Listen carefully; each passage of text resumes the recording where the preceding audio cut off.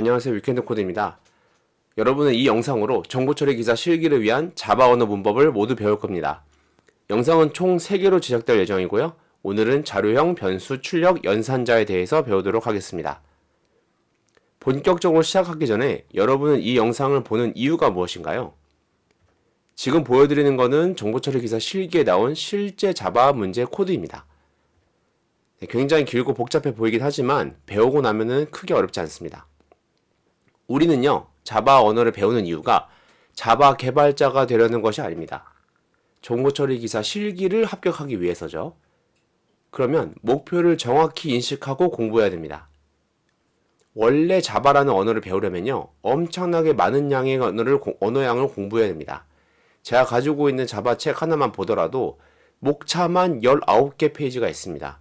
이걸 전부 다 배울 수 없죠. 이걸 다 언제 배우고 있겠어요. 그래서 제가 대충 자바 언어에 대해서 목차를 짜보니까 이 정도의 목차가 나오더라고요. 그런데 저희가 시험을 보기 위해서는 이 정도만 있어도 충분히 가능합니다. 다만 여기서 추상 클래스와 인터페이스나 아니면은 스레드 같은 경우에는 가끔씩 나올 수가 있고요. 그리고 뭐 예외 처리 정도는 나올 수도 있겠죠. 왜냐면 뭐 트라이나 이런 것들로 이제 에러를 어떻게 빠져나오는지. 그런데 에러가 문제에 나올 일은 없습니다. 왜냐면 대부분은 다 상속이나 오버라이딩이나 오버로드 관련된 객체 지향에서 나오기 때문이에요. 문법을 바로 들어가기 전에 자바가 어떤 건지는 알아야겠죠. 시험에 나오지 않습니다. 1분 컷으로 설명을 드릴 겁니다. 자바는 컴파일 언어라는 겁니다. 컴파일 언어는 소스 코드를 기계어로 번역하는 과정이고요. 컴파일러라는 프로그램이 또 있습니다. 그 컴파일러가 대략적인 문법 오류를 잡아준다. 이 정도 알고 있으면 되고요. 두 번째는 운영체제별로 자바 바이트 코드라는 것을 해석해주는 프로그램이 있다. 자바 버추얼 머신이라는 것이 있는데요. 이것도 크게 중요하진 않습니다. 다만 운영체제에 맞게 이미 설계되어 있는 JVM이 우리가 작성한 코드가 변환된 자바 바이트 코드를 해석해준다 정도로 알고 계시면 됩니다. 그리고 세 번째로는요, 객체 지향 구현이 가능한 언어입니다. 이게 가장 중요하겠죠. 우리가 파이썬이나 C 같은 경우도 정보처리 기사 실기에 나오잖아요. 그런데 자바 언어는 C와 달리 객체라는 개념이 등장합니다. 물론 파이썬도 객체가 있고 클래스가 있어요. 사실 파이썬은 C 언어로 만들어진 언어이고 모든 것들이 다 오브젝트 형태인데 그 중요한 거 아니니까 넘어가도록 하고요. 객체 지향이라는 모델에 맞게 프로그램 방법론을 새로 배워야 됩니다. 뭐 대표적인 것이 여기서 오버라이딩, 오버로드, 그리고 상속 뭐 이런 게 있겠죠. 상속이나 메서드 이런 것들이 있는데요. 이건 뒤에서 배우도록 하겠습니다. 네, 데이터 형태를 먼저 배울 건데요. 데이터 형태가 뭔지 한번 살펴볼게요. 네, 여기 스트링, 인트, 더블이라는 단어가 있습니다. 컴퓨터는 결국 데이터를 우리가 흔히 말하는 메모리라는 공간으로 가지고 와서 연산을 하는 과정입니다. 하는 기계인 거죠. 어떤 데이터를 담을 건지 결정하는 단어가 필요합니다. 예를 들면 이건 숫자가 들어간다, 문자가 들어간다, 아니면은 작은 숫자, 큰 숫자, 뭐 소수 이런 것들이 필요합니다. 보통 데이터 형태를 쓰고 그 다음에 변수명이라는 걸 적는데요. 변수가 뭔지는 뒤에서 설명을 드릴게요. 자, 이렇게 작성을 합니다. 처음에는 데이터 형태를 적고요. 그리고 뒤에 내가 원하는 단어를 적습니다. 그리고 여기에다가 저장하는 값을 넣고요. 그걸 는으로 할당합니다. 이건 다 이미 알고 있다라고 말씀을 드릴게요. 왜냐하면 C 언어나 파이썬을 접해보신 분들이 있기 때문에 자바 언어를 시작하는 단계에서는 크게 어렵지 않을 겁니다. P라는 공간에 숫자 형태, 이건 정수인데 어쨌든 숫자라고 설명을 드리는 거고요. 2를 저장한다 라는 겁니다.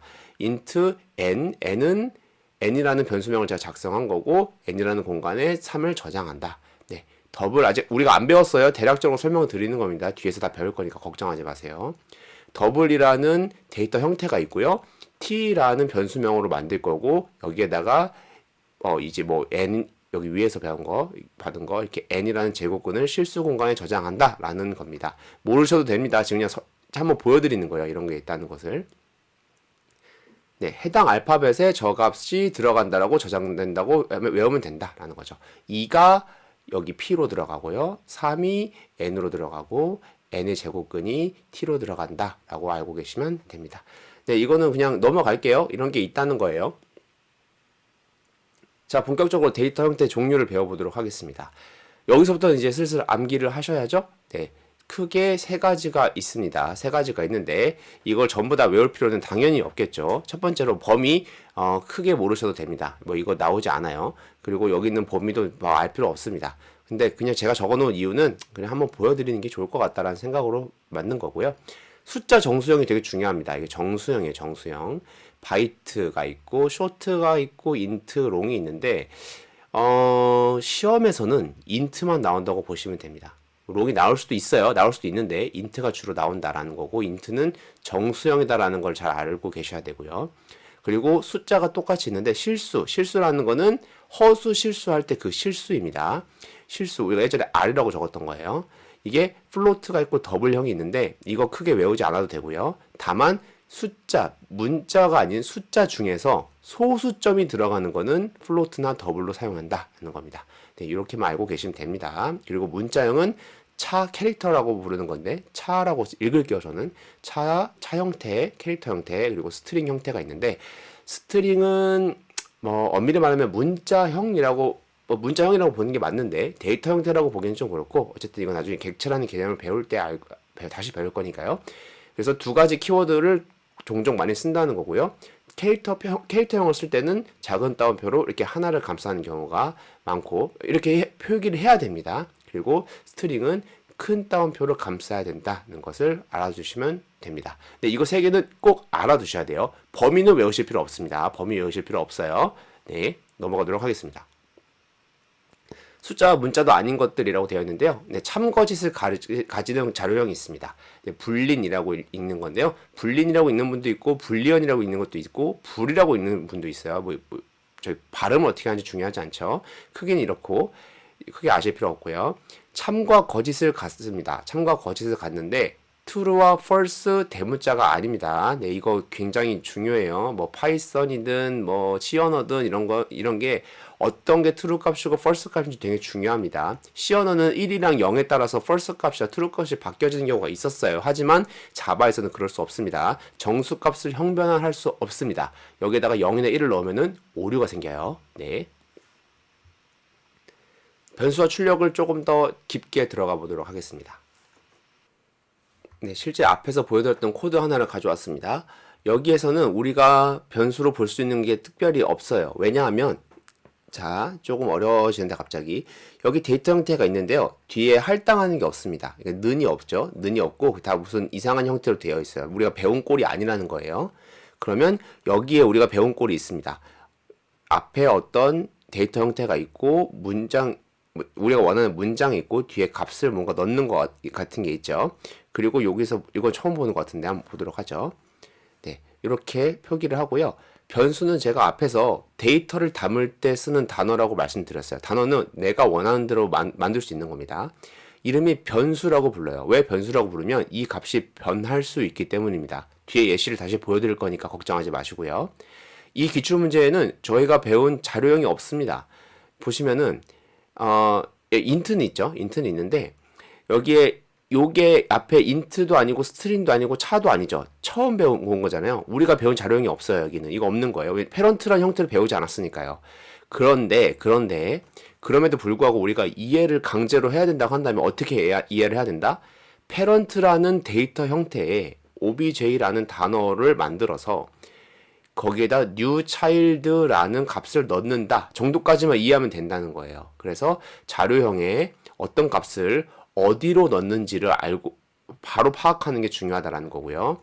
그리고 컴퓨터 내에서만 돌아갈 게 아니라 우리가 그 값을 모니터로 출력을 해야겠죠. 모니터로 출력을 할 때는 자바에서는 두 가지를 많이 씁니다. 물론 이거 말고도 엄청 많아요. 뭐 printf도 있어요. 엄청 많은데 보통 이 두 가지가 시험에 나옵니다. 차이는 뭐냐면요. ln을 쓰면은 모니터에서 한번 출력될 때 이렇게 개행을 해줍니다. 뒤에서 보여드릴게요. 그리고 요것도 똑같이 쓰는데 이거는 개행을 안 해줍니다. 개행이라는 건 우리가 엔터 치는 거 있잖아요. 아래줄을 내리는 거. 그걸 개행이라고 부릅니다. 예시를 보여드리겠습니다. 변수 출력 예시고요. 자, 여기에서 저는 int라는 데이터 형태를 int가 뭐였죠? 숫자 형태죠. 숫자 다 들어가는 거 아니라고 했습니다. 정수만 된다고 했어요. 정수죠. 그리고 불린 is hungry. 여기는 true나 false 들어갈 수 있다고 했습니다. 더블도 숫자가 들어갈 수 있죠. 근데 큰 값이 들어간다고 했어요. 하이트에 180은 들어갔고요. 차는 하나만 들어간다고 했죠. 5 들어갔습니다. 그리고 스트링이라는 거는 문자열을 넣을 수 있다. 문자열이라는 거는 문자가 여러 개 있는 거, 쭉 길게 있는 걸 문자열이라고 부릅니다. 그거를 name이라는 곳에 넣었습니다. 그렇죠? 그리고 이것을 이렇게 출력을 하는데 출력을 두 가지 방식으로 했어요.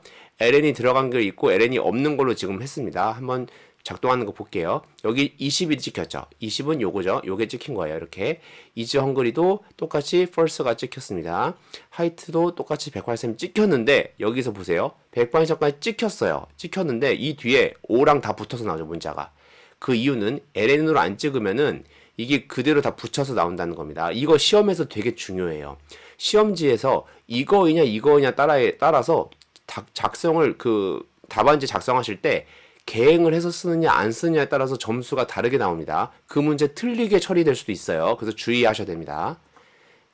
그래서 읽는 방법은 첫 번째 정수형 age라는 변수명에 20이라는 데이터를 저장했다. 아까 말씀드렸고 두 번째는 참 거짓 자료형을 is hungry라는 단어에다가 거짓이라는 데이터를 저장했다. 세 번째는 문자형 자료형에 blood type이라는 O라는 문자 데이터를 저장한다. 네 번째는 문장 자료형인 name에 저 긴 문장 데이터를 저장한다.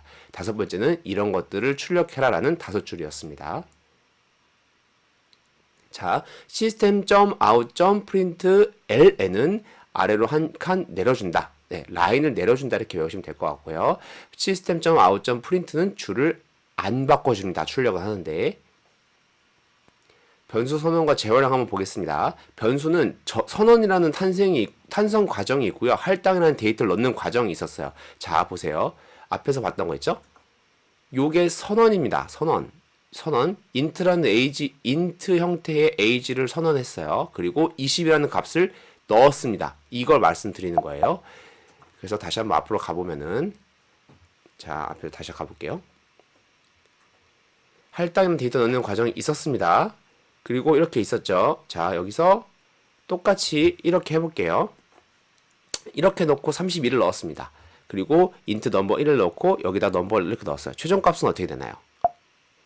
최종값은 짜잔 이렇게 됩니다. 보면은 age 값에 자, 다시요. 지금 이제 넘어갔는데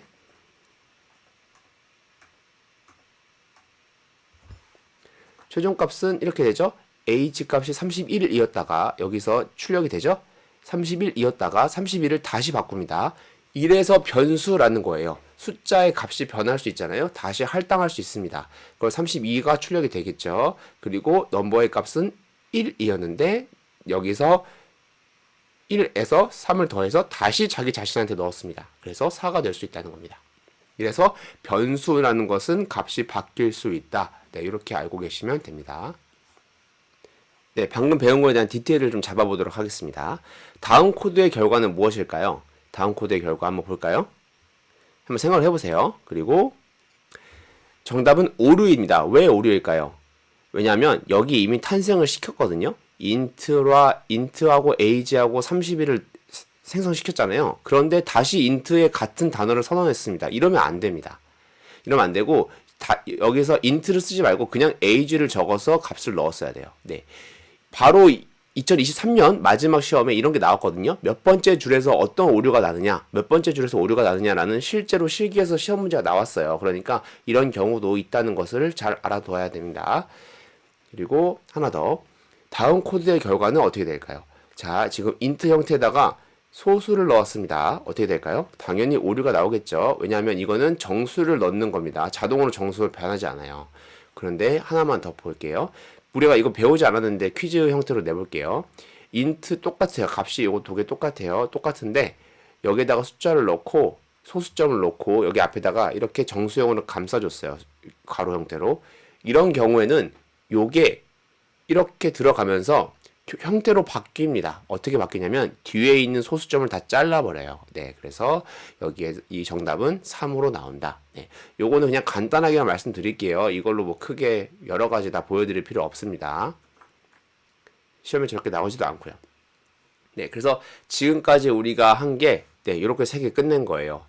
정말 단순하게 했는데 결국은 기출문제 풀면서 다 익힐 거니까. 그리고 요거 여기까지는 다 중요한 거 없어요. 제가 볼 때 여기까지 이만큼은 하나도 안 중요합니다. 시험 다 여기서 나옵니다. 여기서 다 나오니까. 네, 일단 앞에 있는 거를 개념만 잡는다고 생각을 하고 쭉쭉 가볼게요. 네, 연산자 배우도록 하겠습니다. 연산자 종류가 너무 많아서 쪼갰어요. 연산자가 이렇게 있습니다. 네, 연산자 빨리 배우도록 할게요. 덧셈, 뺄셈, 곱하기, 나눗셈, 이건 나머지 연산자라고 해요. 이거는 영어로 모드라고 부르는데, MOD라고 부르는데, 나머지 연산자라고 그냥 부를게요, 저는. 네, 그래서 이거를 합쳐서 이항 연산자라고 부릅니다. 이항 연산자. 근데 뭐 모르셔도 돼요. 네, 뭐 연산자 이름 나오는 건 아니니까.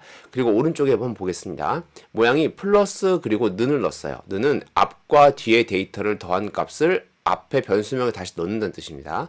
이거 뒤에 실습 코드 있어요. A 플러스 는 B는 A는 A 플러스 B와 같다. 자, 이렇게 쓰면 여기에다가 있었던 값을 다시 빼와서 얘랑 더한 뒤에 다시 대입을 하겠다는 거예요. 네, 뒤에서 한번 살펴볼게요. 마찬가지로 마이너스는, 곱하기는, 나누기는, 나머지는이 있습니다. 네, 요거를 복합 할당 연산자, 뭐 복합 대입 연산자 이렇게 부르는데, 네, 그거 내용 모르셔도 되고요. 이 기능만 어떻게 하는지 알고 있으면 됩니다. 그래서 요거 한번 실습 한번 바로 들어갈게요. 예시 이렇게 코드를 가지고 왔어요. 자, 보시면 이렇게 답이 나오는데 여기 보면 A가 있고 B가 있습니다. 더하기 전에는요 1이 나와요. 당연히 1이 나오죠. 그냥 그대로 1이 나왔죠. 그리고 A에다가 더하기 는 3 했어요. 이렇게 하면은 원래 가지고 있던 1을 꺼내옵니다. 꺼내와서 3과 더한 뒤에 다시 A로 넣습니다. 그러면 4가 돼야죠. 네, 4가 됐습니다. 그리고 다시 여기다가 이렇게 쓰는데 신기하죠? 는 뒤가 A 플러스 는 4예요. 그쵸? 그러면 여기가 먼저 되는 겁니다. 그러면 A에 있었던 값을 다시 꺼내옵니다. 언제죠? 그게 4였죠? 4에다가 다시 4를 더하고 다시 대입을 하죠? 그래서 B는 8이 되는 겁니다. 마찬가지로 이렇게 한번 아래 내려가 볼게요. 지금 C하고 D를 나눈 나머지가 얼마냐라고 물어봤어요. C하고 D는 10하고 7입니다. 나누면 3이 나오겠죠? 그래서 3이 나오는 겁니다. 나눈 나머지예요. 몫이 아닙니다. 몫은 그냥 이거죠. 퍼센트는 나머지입니다. 나머지. 그리고 거기에서 나머지가 얼마죠? 3이죠? 3에다가 2를 나눈 나머지가 다시 영어 2로 들어갑니다. 그래서 1이 된다. 네, 이렇게 보시면 되겠습니다. 예, 연산자 두 번째를 알아보도록 하겠습니다. 두 번째는 증가나 감소로 순서가 문제로 나올 수 있습니다. 네, 대표적인 단항 연산자라고 불리는 거죠. A 플러스 플러스 플러스 플러스 A, A 마이너스 마이너스 마이너스 마이너스 A 이런 식으로 작성을 하고요. 플러스 플러스가 앞이냐 뒤에냐에 따라서 동작을 다르게 합니다. 플러스 플러스가 뒤에 있는 경우에는 1을 증가시키기는 하는데 반환 자체는 그대로 됩니다. 나중에 예시를 통해서 보여드릴게요. 그대로 반환, 나중에 증가됨이라고 보시는 게 좋습니다.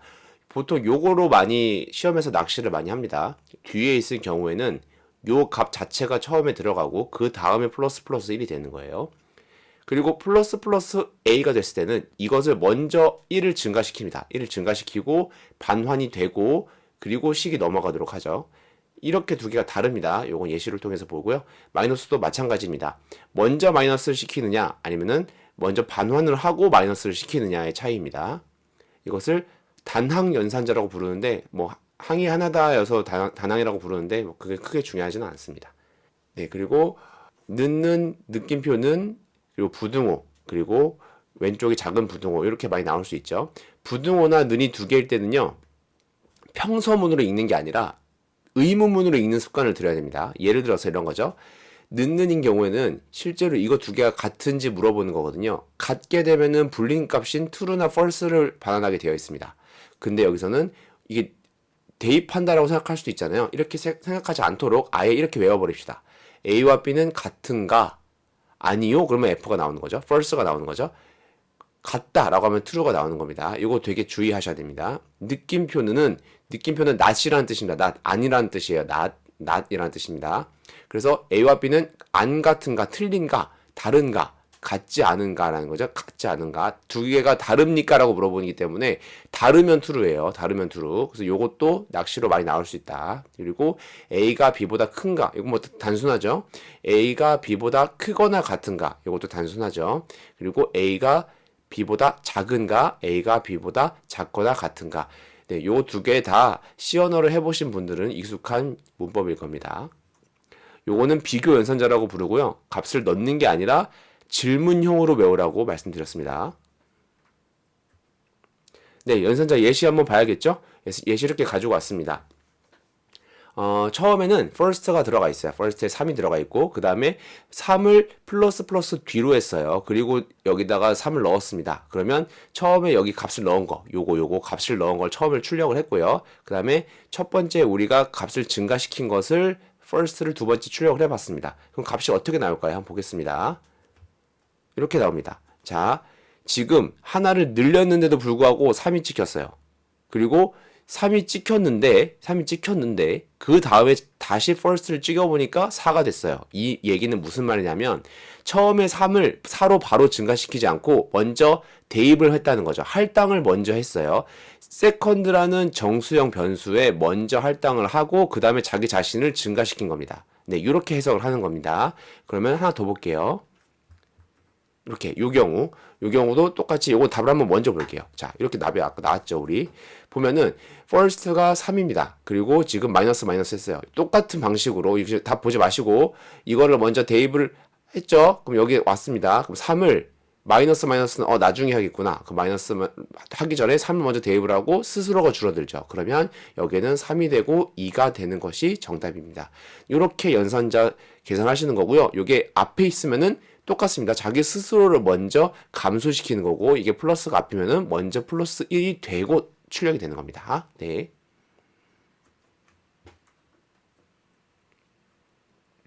네, 연산자 예시 한 번 더 볼게요. 자, 앞에서 설명했던 건데요. 3씩 대입을 했습니다. 그리고 플러스와 마이너스를 했어요. 이렇게 하면 답이 어떻게 나올까요? 요거는 앞서 설명드린 것처럼 이렇게 나옵니다. first는 처음에 자기 스스로를 증가시켰죠. 그러니까 4가 될 겁니다. third도 4가 됩니다. 왜냐? 증가를 시키고 대입을 했으니까요. 그래서 둘 다 똑같이 4로 되는 거 확인할 수 있고 second도 3이 됐는데 여기에서 자기 스스로를 먼저 감소시켰죠. 그래서 2가 되는 거고 감소시킨 게 대입되기 때문에 2가 되는 겁니다. 그래서 플러스 마이너스가 앞에 있는 경우에는 자기 스스로를 바꾸고 그 다음에 할당을 하더라. 네, 이렇게 보는 것이 맞습니다. 부동어가 들어가거나 는이 두 개인 경우에는 의문형으로 끝내라는 습관을 가지라고 했습니다. 여기서는 지금 그거 한번 확인해 볼게요. 이런 경우에는 질문을 하는 것이죠. 질문. first가 second보다 큰가? 크죠? 그럼 true가 나올 거고요. 작은가? 아니네요. 작죠. 제가 잘못 얘기했네요. 이거는 first가 나오는 게 맞죠? 왜냐면은 3이니까 여기가 3이고 4죠? 그러면 이게 first가 나오고 이거는 true가 나올 것이고 second랑 third는 두 개가 같죠? 그러니까 이건 true, 요거 두 개가 같기 때문에 같거나 작냐, 같거나 크냐기 때문에 둘 다 맞고요. 요것도 두 개가 같냐라고 물어봤기 때문에 true가 나오는 것이 맞습니다. 그래서 정답은 처음에만 false고요. 처음에는 false죠. 왜냐면 이게 더 작으니까요. 그래서 false, true 이렇게 나오는 것이 정답입니다. 요거 하나 확인해 볼게요. 요거씩 모르셔도 되고 지금 제가 찍은 거 뭐냐면은 요 second와 third를 비교하는 값의 타입이 뭔지를 찍어 본 거예요. 네, 그 타입이 불린 형태다. 불린 형태. 이거 두 개는 불린 형태를 반환한다. 이렇게 알고 계시면 됩니다. 요 물음표, 의문문으로 끝나는 부동어나 는 두 개는 이 자체의 타입은 불린이다. 데이터 형태, 자료형은 불린이다. 라는 것을 확인하실 수 있는 겁니다. 네, 연산자 세 번째 보도록 하겠습니다. 여러 개의 연산자를 섞어서 헷갈리게 나올 수 있는 부분입니다. 네, 첫 번째는 and와 or입니다. 네, 요거는 뭐 논리 연산자라고 불리기도 하는데요. 요거는 크게 중요하지 않죠. and 연산자라고 읽고요. 앞에는 요거 &가 두 개 들어갑니다. 뭐 하나가 들어가는 것도 있는데요. 이거는 이제 나오지 않고 이제 요것과 요거의 차이는 이제 앞뒤를 평가하느냐 뭐 이 정도 차이인데 모르셔도 됩니다. 그리고 요거는 파이프 라인이라고 읽는데요. 이렇게 막대기 있죠. 막대기 이렇게 두 개 들어가 있는 겁니다. 요걸 5월 연산자라고 부릅니다. 엔드 연산자는요. 앞과 뒤가 모두 true여야지 반환값이 true로 반환됩니다. 그 얘기는요. 여기도 불린이고 여기도 불린이라는 거죠. 그래서 조건이 들어갑니다. 조건과 조건이 둘 다 참이어야지 전체를 참으로 평가해주는 연산자입니다. 네, 그래서 요거는 앞이 true면 뒤도 평가를 하고요. 앞이 false면 뒤를 평가하지 않습니다. 그리고 여기도 5월 연산자라고 부르는데 이거는 앞뒤 중에 하나만 true여도 true를 반환합니다. 그래서 앞에가 false여도 뒤를 판단해야겠죠. 근데 앞에가 true면 뒤를 판단하지 않습니다. 왜냐하면 이미 하나가 true가 나왔기 때문에. 그래서 뭐 그것까지는 모르셔도 되는데 어쨌든 이 조건 자체가 전체가 true여야 된다. 라는 거. 그리고 요거는 true를 하나만 있어도 된다. 그래서 외울 때는요. 요거 두 개를 보면은 뭔가 좀 빽빽해 보이잖아요. 그래서 아 고집이 세구나 이렇게 외우면 좀 좋고요. 그래야지 둘 다 참이어야지만 참이라고 얘기하는 거구나. 하나라도 거짓이면 나는 거짓이야로 평가할 거야. 이렇게 외우시는 게 좋고요. 요거는 약간 좀 유연하구나 느슨하구나. 그래서 둘 중에 하나만 true여도 전체를 true로 반환하는구나. 이렇게 외우시면 조금 더 편하게 외우실 수 있습니다. 네, 그리고 하나는 사망연산자인데요. 사망연산자가 사실 시험에 나올지는 잘 모르겠어요. 이 사망연산자는 뭐냐면 앞에가 조건이고 뒤에가 물음표, 그 다음에 참인 경우, 거짓인 경우인데요. 요건 이렇게 보면 좋아요. 물음표 앞까지 읽는 것이 중요합니다. 왜냐면 물음표 앞까지가 조건이거든요. 물음표를 읽으면 만약에 시험에 딱 갔는데 시험 용지에 이렇게 나왔어요. 그러면 엄청 긴 문장과 긴 문장이 섞여 있겠죠. 그러면 앞에까지를 보고 물음표에서 딱 끊으세요. 그래서 물음표 앞에를 전체를 다 연산자로 평가를 하시고 그게 참인 경우에는 콜론 직전 것을 선택하면 됩니다. 그리고 거짓이면 콜론 뒤를 선택하면 돼요. A의 문장이 true인 경우에는 B를 반환합니다. 반환을 어딘가에 하겠죠. 그리고 A 문장이 false인 경우에는 C를 반환합니다. 그러니까 즉 콜론을 중심으로 앞뒤가 참과 거짓으로 나뉘고요. 그거에 대한 조건은 A를 보고 판별한다라는 겁니다. 요것도 예시 한번 봐야겠죠. 세 번째 연산자 예시고요. 이렇게 가지고 왔어요. 자, 지금 저희가 불 여러 개를 가지고 왔습니다. 첫 번째, true와 true인 경우에는 당연히 true겠죠. 엔드 좀 빡빡한 사람이라고 했어요. 빡빡한 연산자. 빡빡한 연산자인데 둘 중 하나 false가 같죠? false죠. false가 같죠? false죠. false가 true가 아무것도 없네요. false죠. 이거는 좀 유연하다고 했죠. 유연하다고 하면은 둘 중에 하나만 true면 돼요. true가 있죠? 여기 true가 있죠. 그럼 여기는 false겠네요? 그러면 얘 빼고는 다 true고 얘는 false다. 네, 이렇게 판단하시는 겁니다. 네, 요거를 조금 디테일을 잡아보도록 할게요. 자, 지금 제가 tiny, large, small, huge를 가져왔어요. 여기 보면은 휴즈 대신 이제 400을 넣었는데 요거 그냥 휴즈가 들어갔다고 좀 봐주세요. 제가 실수로 이렇게 넣었네요. 타이니와 라지가 지금 둘 중에 얘가 더 작잖아요. 그쵸? 작죠? 작은데 지금 얘가 크니라고 물어봤잖아요. 그럼 얘가 false겠죠. 크니, false가 됐어요. 그러면 스몰이 400보다 작죠? 이거는 true죠. true인데 얘는 유연한 연산자라고 했어요. 그럼 이 전체는 뭐가 되죠? 얘가 true기 때문에 얘 전체가 true가 됩니다. 전체가. 그래서 요거의 답은 출력값은 true가 됩니다. 네, 이런 식으로 시험이 나오면은 막대기를 기준으로 앞뒤를 판단을 하고 둘 중에 하나라도 true가 있으면 여기 true가 나왔다. 뒤에 볼 필요도 없어요. 그냥 무조건 true 적으시면 되는 겁니다. 그래서 왜 true가 나왔을까를 잘 판단해야 돼요. 네, 요게 false고 요게 true이기 때문에 true가 나온 겁니다. 네, 방금 배운 거 디테일 한번 잡아보도록 할게요. 자, 여기까지 왔어요. 우리가 아까 여기 이게 전체가 좀 true라고 나왔었잖아요. 그쵸? 요게 지금 거짓인데 false인데 요게 지금 true여서 true가 나왔죠. 전체가. 그러면 이게 사망연산자로 연결되면 어떻게 될까요? 이 전체가 불린이잖아요. 불린이니까 true니까 여기 사망연산자에서 물음표 앞에가 조건 콜론 앞뒤로 true일 때 false일 때라고 했죠. 그래서 요거의 답은 아까 배운 사망연산자 물음표 앞이 조건이다. 네, 위켄드가 나오는 겁니다. 그래서 시스템 이 프린트아웃은 요거를 출력합니다. 네, 여기까지 됐죠. 연산자 우선순위 한번 볼게요. 중요하지 않습니다. 왜냐면 저도 몰라요. 굳이 외울 필요는 없는데 혹시라도 나올 것 같아서 네, 연산자 우선순위가 있어요. 근데 저도 잘 모릅니다. 왜냐하면 보통 저희가 쓰고 있는 그런 코드들을 좀 계속 쓰던 코드들을 돌려 쓰다 보니까 어떻게 동작할지 대충 알기도 하고요.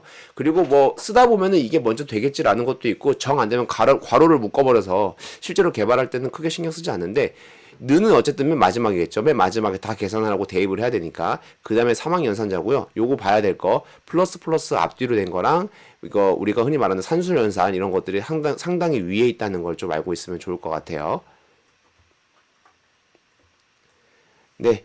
다음 영상에서는 배열, 조건문, 반복문, 그리고 이제 간단한 객체까지 다뤄볼 거고요. 어차피 자바는 맨 마지막 영상에 나올 객체 지향 형태가 중요하거든요. 상속이나 오버로딩, 오버라이딩 같은 개념이 시험에 자주 나오니까 오늘 배운 거는 기초 중에 기초인 거죠. 그러니까 일단 차근차근 배운다는 마음으로 네, 잘 봐주시면 되겠고요. 저도 영상을 만들 수 있는 동기부여를 받아야겠죠. 네, 여러분의 구독과 그리고 좋아요 그리고 알림 설정 해주시면 좋고요. 네, 그것들이 저한테 큰 도움이 되니까요. 제가 영상을 계속 만들 수 있도록 동기부여 좀 부탁드립니다. 감사합니다.